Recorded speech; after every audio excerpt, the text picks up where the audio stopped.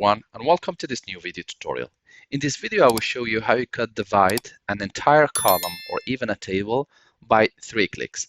So let's say I want to divide this entire column by number 20. So what I'm going to do, I'm going to choose any empty square, case, or row, and I will type 20. I will click on it, click select, or Control C. I will then select my entire column or table which I want to divide by that specific number. Next step, I will click with the right button of the mouse and select Paste Special. Next step, we are going to click Divide, and we're going to click OK.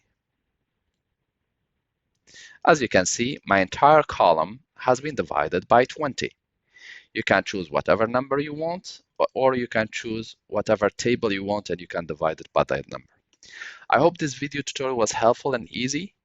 If you are still in need of help or assistance, you can always write us a comment or send us an email and we will do our best to help you. If you'd like to encourage us to produce more video tutorials, you can always press like and share, and do not forget to subscribe to get our latest videos. Thank you for watching and talk to you soon in a new video tutorial.